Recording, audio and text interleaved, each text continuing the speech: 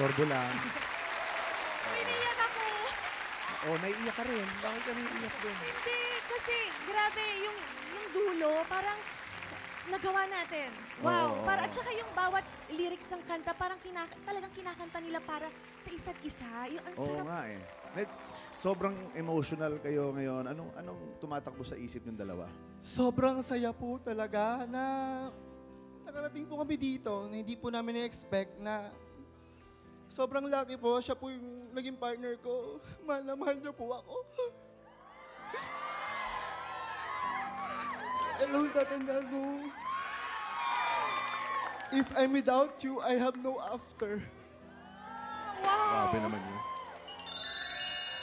Neng, gusto ka bang sabihin? Sabi ko nga po sa kanya, tawag dito, enjoy lang po kami ngayon. Manalo tayo ngayon. Panalo na ako kasi meron akong ikaw. Grabe. Okay. Siguro hindi na natin kailangan i-judge. Okay lang naman daw matalo.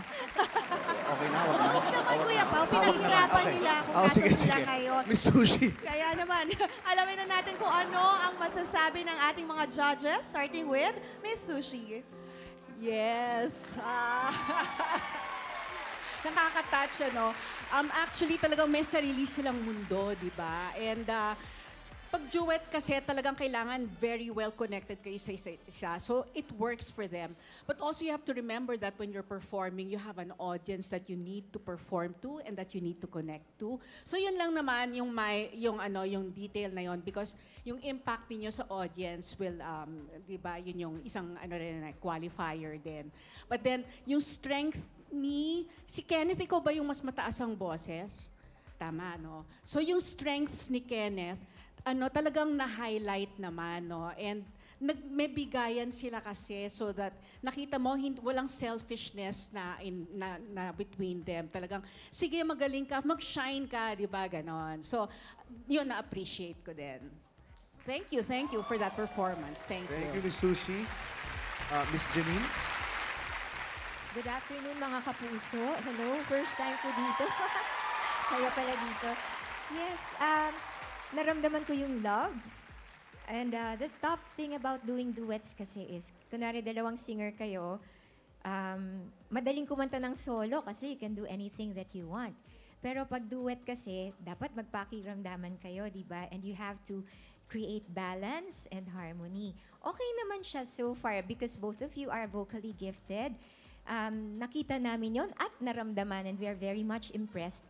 I just hope that, we will see you also later as our champion for today. Galing. Miss Ima? Ako. Yes. Magandang hapon, kapuso.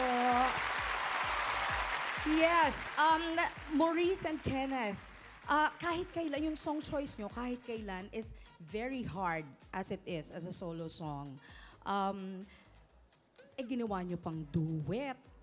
So, yung mga harmony na yan, talagang pinag-isipan naman at very unpredictable, yung mga choices ng notes, no? But it worked. And yung mga strong points nyo, which is good, na ipakita nyo. Yung love, very overwhelming. Kahit ako, hindi ko kayo kilala, parang wow, overflowing ang love. And we felt it from there to here. So congratulations.